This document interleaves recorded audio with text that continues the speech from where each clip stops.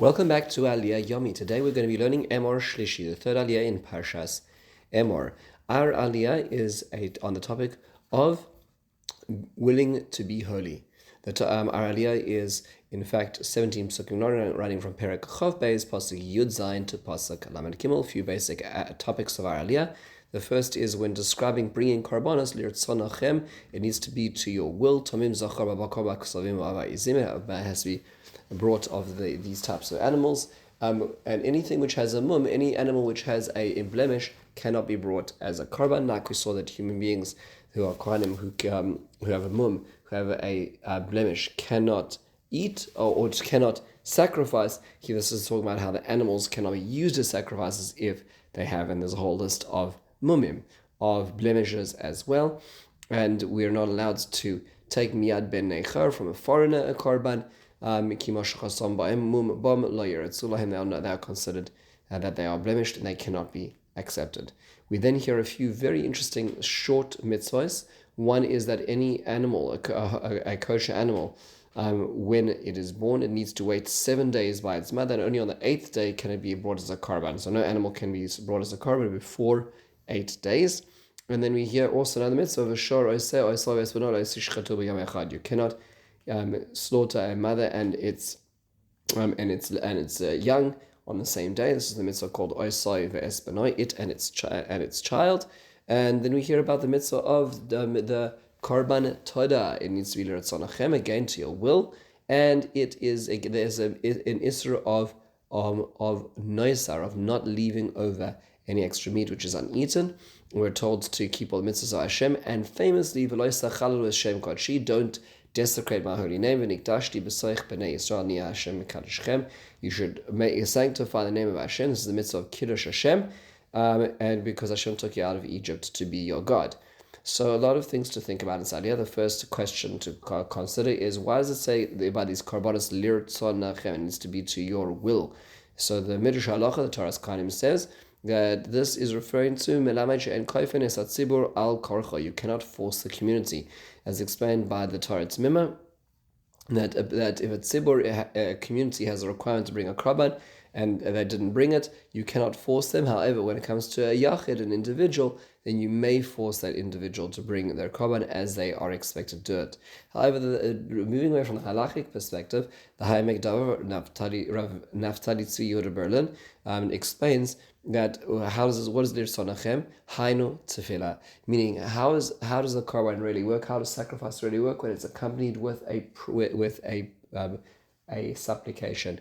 The way karbanos aren't this magic incantation. The karbanos are as a ritual when accompanied with a heartfelt will to come too close to HaKadosh Baruch Hu. Then they operated as the correct vehicle.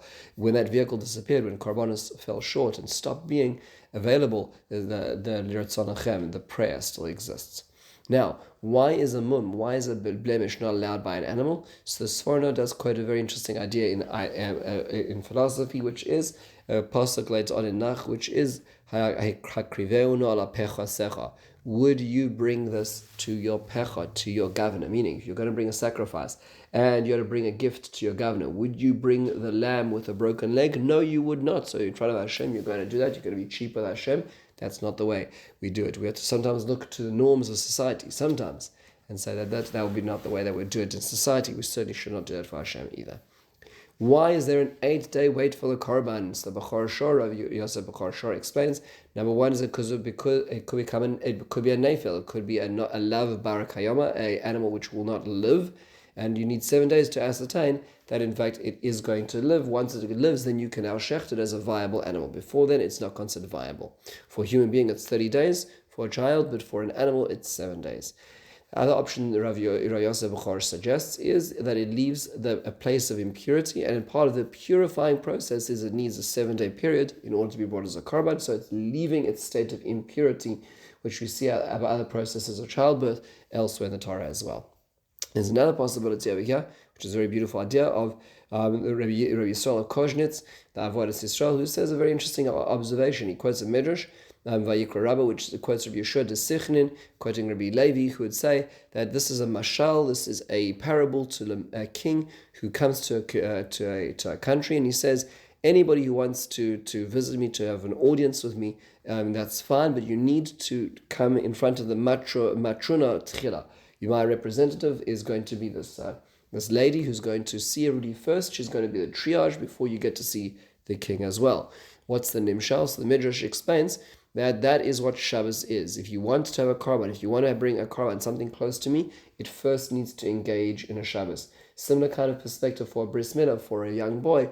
It cannot be that a child will have this aspect of sacrifice of korban before it has engaged in a Shabbos. And similarly with a korban cannot be brought in the Beis Hamikdash unless it is engaged with this matronissa, which is Shabbos, this so to speak, the representative of God, which is the Shabbos Malchus, the queen of Shabbos. Very fascinating perspective, understanding the role of Shabbos in our completion. Now, what is the reason for the mitzvah of Osai ve'es benoi, not killing a mother and a child animal on the same day? The Rambam Emor Nevuchim in the third Chelek, Perek Memches, describes that this is because there is a certain innate, intrinsic, instinctive pain that is felt by animals when a mother sees a child being hurt, and we are trying to care for the animals, not to inflict that pain upon the animals. The Ramban, famously in Parshas Kiseitze, disagrees with the Rambam and says that HaKadosh Baruch Hu does not care for the feelings of the animals particularly, but rather he cares that we become better and more caring people. We don't want to be cruel. And so Hashem is trying to train us to be more careful, more merciful, kind types of people, not to do these kinds of actions, which is why it's about us more than the animals. However, the Tiferes Yisrael, the Maharal in Tiferes Yisrael in the sixth Perek, does explain that ultimately he asks a few questions of the Ramban, and he concludes by saying, in the end of the day, it's not about how Hashem wants us to be better. It's not like we're the person who's being improved by this. Rather, in the end of the day, this was what Hashem wanted. This is Hashem's gzera. We cannot fully understand any of these mitzvahs. We can't even give them terms. Hashem wants us to do this, and by us listening, even when we don't understand the full implications and ramifications of these mitzvahs, that's when we get zechus. That's when we get merit. And that's what Hashem wanted to give to us, even without understanding it. Now, then the last mitzvah in this aliyah, which is not creating a chilul Hashem and creating a kiddush Hashem, very, very important mitzvah. So how is it? How do we do that? There's a few things to think about. One is the context of the paragraph in which it is said. The context of the paragraph relates to two elements. One is, if you reverse in the paragraph, is bringing the korban Torah, the thanksgiving offering, and then the mitzvah that Chazal understand is of keeping the festivals, which is what we're about to talk about as well. So immediately preceding is the thanksgiving offering, immediately following is the mitzvah of keeping the festivals. So how do those two relate to Kiddush Hashem? How are those germane to the thought process? Perhaps what it is the idea, as it goes as follows, an idea developed in the Netziv of Natzali Tziyur Berlin, who points out that perhaps the greatest place in which we see how we create Kiddush Hashem is not how we suffer, but how we celebrate. He quotes a Gemara in a Kiddushin of Pei Aleph Min Aleph, which says, in the name of Avin, Sakva Dashata Rigla. The weakest time of the year is the festival. That means to say that when suddenly we loosen up a little bit, when we start partying, when the alcohol starts flowing, when the food is on the table, that's when we need a little bit of a check of, are we creating a Kiddush Hashem or a Chilul Hashem? It's all very nice to be devout and very religious when in spiritual settings, during a shir, a lecture, or during the davening. That for some is a challenge, but generally speaking is a little easier then. What happens when we come home and we're at the table, and we start talking about other people, we talk about spiritual leaders, we start talking about all kinds of things, we say that's the time where we really need to work it out. How do we celebrate? So therefore, Kiddush Hashem and Chilul Hashem is wedged between Ad Yomim Tovim, how we keep our Yom Tovs, and between the Korban Torah, which is a very festive occasion, a moment of thanksgiving and happiness in our lives. And it says we have to be careful at moments like that. We fast forward to the last pasuk, which is right after the mitzvah is, why is this? And because I took you out of Egypt. How does that relate to the mitzvah Kiddush Hashem? So the Sfas Emes explains that Egypt taught us a very, very important lesson. That is that Hashem is willing to break nature and go against the grain of the world that He created. A slave nation will suddenly become a unique nation and become this very powerful entity and enterprise. Hashem is willing to break the natural cause and course of history and nature if we are willing to also break it as well. There might be situations where we're put into places where it's not so easy. People lash out at us, people insult us, people deride us, and yet We have the responsibility and opportunity of being humble, of being gentle, of being a mensch, of not responding viscerally like an animal would. In those situations, that's where we create kedusha. Kedusha is the byproduct of sacrificing elements of ego, elements of self for the higher value system HaKadosh Baruch Hu wants from us. With this, we conclude the third aliyah. In the meantime, have a wonderful, meaningful day.